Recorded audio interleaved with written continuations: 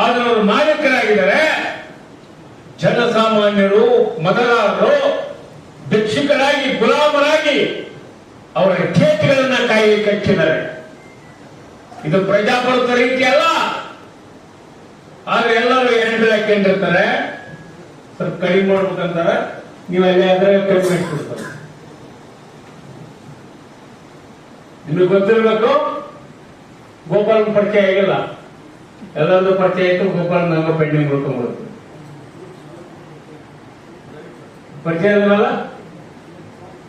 ಗೋಪಾಲ್ ಪಾಪೇಗೌಡ ಅಂತ ಹೆಸರು.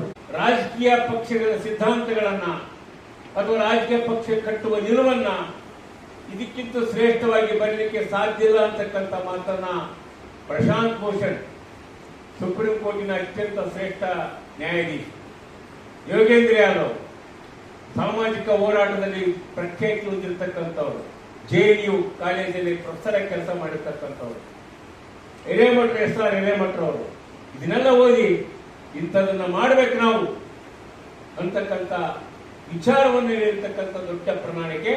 ಆ ಪ್ರಣಾಳಿಕೆ ತಿಳಿಸೋದೇ ಒಂದಿನ ಕಾರ್ಯಕ್ರಮ ಆಗುತ್ತೆ. ಈಗ ಅದನ್ನೆಲ್ಲ ಹೇಳಲಿಕ್ಕೆ ಅದನ್ನೊಂದು ಬೇರೆ ದಿನ ಕಾರ್ಯಕ್ರಮ ಮಾಡಬೇಕಾಗುತ್ತೆ. ಒಂದು ದಿನ, ಅರ್ಧ ದಿನ ಪೂರ್ತಿ ಆ ಪ್ರಣಾಳಿಕೆಯಲ್ಲಿ ಏನಿದೆ, ಯಾವ ವಿಚಾರ ಐತಿ, ಹೆಂಗ ಇದನ್ನು ಮಾಡಬಹುದು, ಜನರ ಮಧ್ಯೆ ಹೆಂಗ್ ಒಯ್ಯಬಹುದು ಅನ್ನೋದು ಬಹಳ ವೈಜ್ಞಾನಿಕವಾದ ದಾರಿಗಳನ್ನು ಸೃಷ್ಟಿ ಮಾಡಿರ್ತಕ್ಕಂಥದ್ದು ದೇವನೂರು ಮಾರಿಯವರ ಒಂದು ಆಶಯ.